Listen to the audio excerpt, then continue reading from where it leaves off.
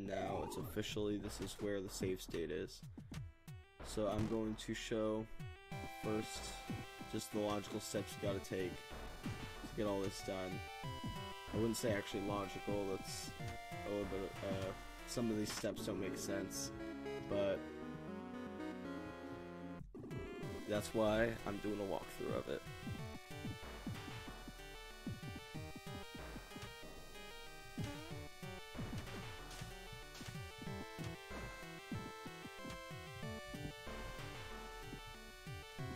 Alright, so first you're gonna steal the gun from this guy.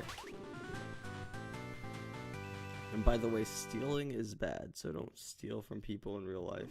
In the video game, it's totally fine though.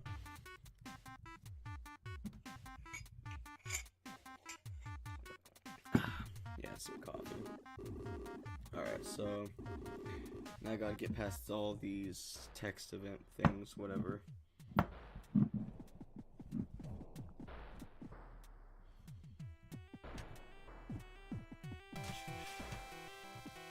One thing I've always found annoying in this game is these guys.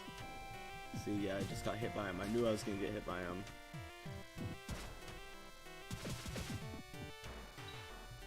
But this game is definitely, it's challenging but rewarding. Especially if you can, you know, get to the point where you're able to beat it.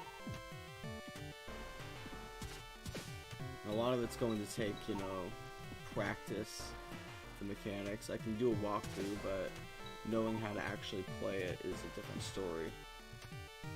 So you have to kind of have an awareness of how the character moves and whatnot. And now for this part, I always try to get at least to level 2 with my gun.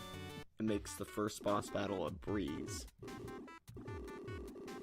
And yeah, all this text stuff here is annoying, so I'm just gonna skip through it.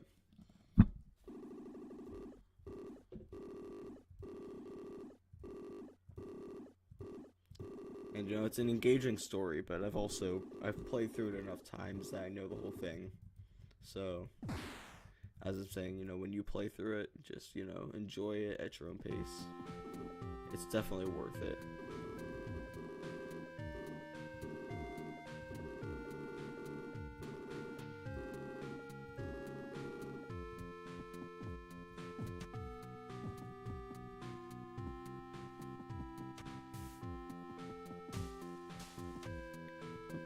So this part, you want to kind of jump like this. A lot of the time you're going to want to run up right to where the jump is.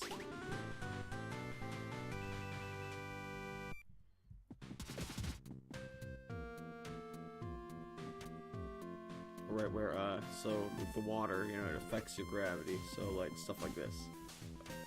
That messes you up, but if you jump right before the water, oh, I actually messed it up right there. Alright, jump right before the water, you'll make those really tricky lands, and you're gonna need that a lot later, so it's good to get that down. Another cutscene. I'm gonna try to breeze through it, so this whole part is basically just, it's pretty straightforward. You go to one point to another, you're chasing this Toriko character.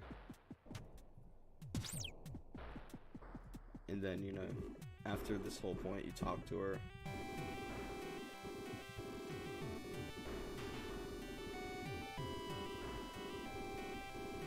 And one thing I like about the game is it's like a, it's an easy to digest story about genocide. It kind of reflects history and, like, you know, real world events, but it does it in a way that's entertaining and not, you know, heartbreaking. It is a little heartbreaking though. It's actually pretty sad.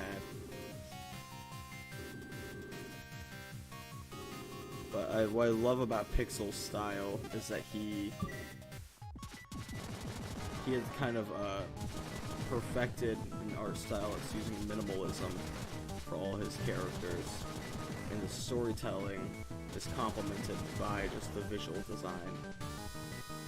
and it's something that I don't know, doesn't often get appreciated in indie games in general, let alone in games that are like foreign. This was, you know, a Japanese game, and a lot of people haven't heard about it until they encountered the Nintendo remake of it, which updated the graphics. Personally, I like these graphics better. For this part, you're just going to want to jump all the way up here.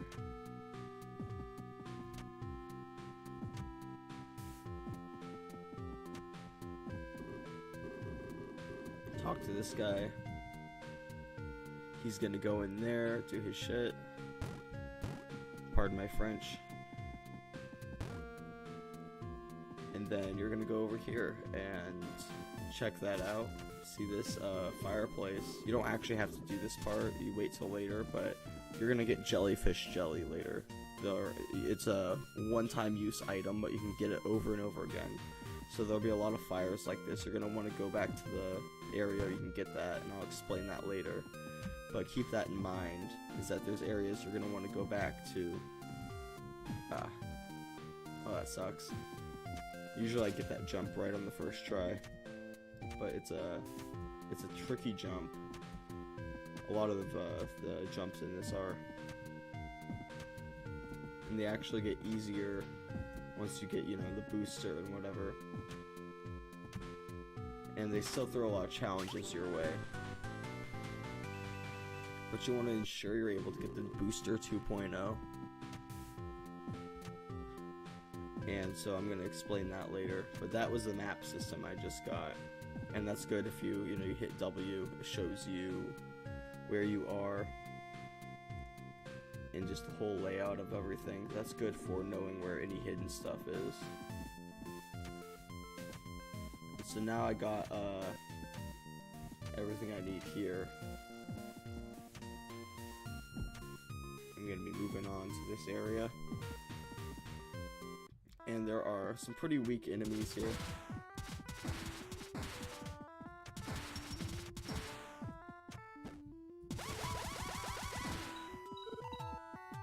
That guy, his knife blocks attacks from the front, so you want to wait till he's either raising his blade or he is,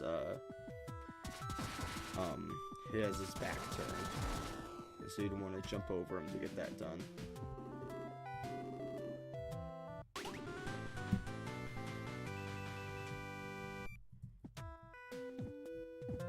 As you may have noticed, another one of those spawns there. It may actually, I think it's just an attempt by the creator to trip up the player.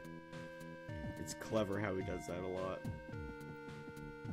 And now that we have the key that we're supposed to go and get there, you're going to want to come down here, use the key, might as well save.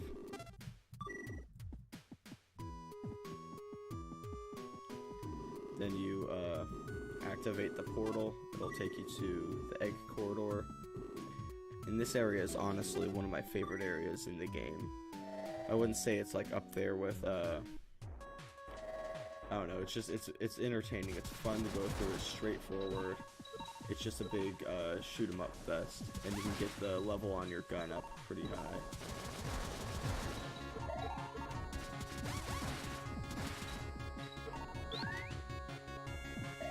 And now we have a level 3 Polar Star, and this is good for one-shotting a lot of these enemies. You don't have to fire twice, except for the elephant guys. You hit them twice with it, they're gone. It's it's just useful. So I'm just gonna shut up for a minute and get through this part real quick. I decided it's straightforward.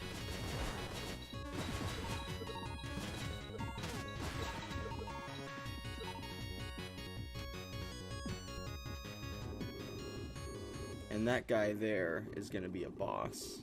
The dude with, the one that looks like a boss. And that character there, I actually don't remember their name, but it's like Sakamoto or some crap.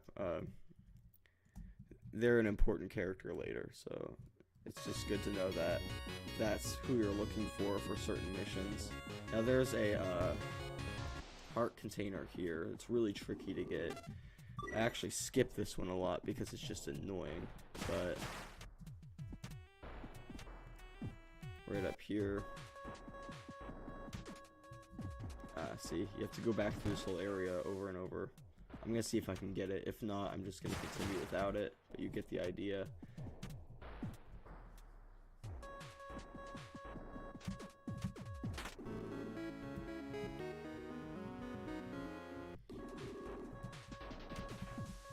You want to bounce right off the edge of it, and it has a low ceiling, which makes it where it messes up the jump.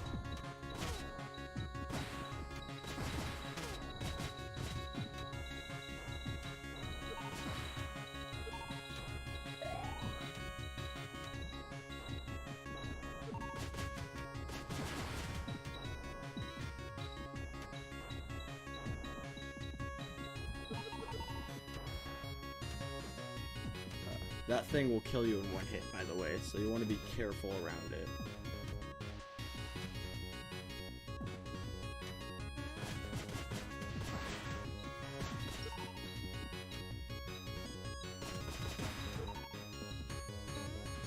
And by the way, when I say it kills you in one hit, I mean it doesn't matter how much health you have.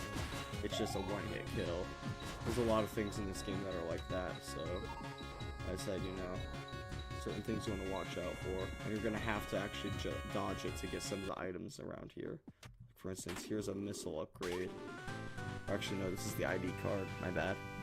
You get the missile launcher later. I forgot. And once you get that, you're gonna get a missile upgrade.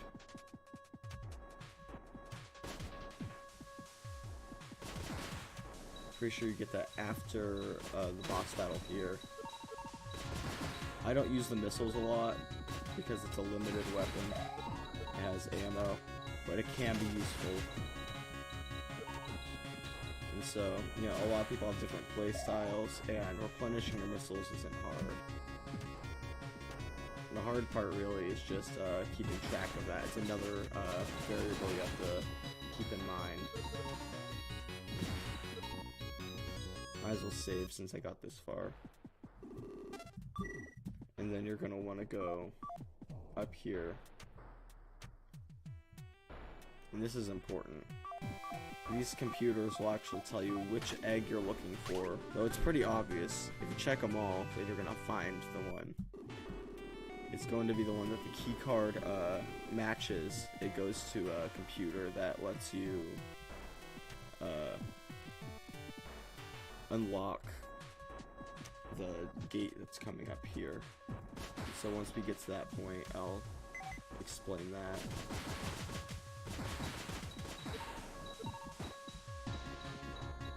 And the timing with this thing is you want to wait till it passes that way, then jump up. You don't want to mess up the jump. Oh wait, it's the wrong one. Yeah, there's the one. And it's very tricky. Wait, I already have the, yeah, I just got the missile launcher, by the way, in that last area. So keep in mind, there was a gate up here that would have had to be unlocked. And also, a fun thing about the missile launcher to keep in mind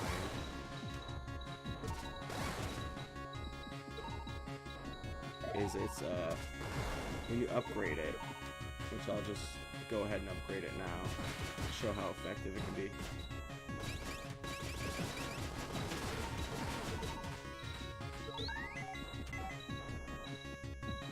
This is at level 2, and at level 3 it shoots like 3 separate missiles, and that's the best really. A lot of them scale up like that, so the number 2 one, the individual missile, is actually stronger than the level 3 missiles. As you can see, the missile does some damage, but you're going to want a rapid fire weapon like this.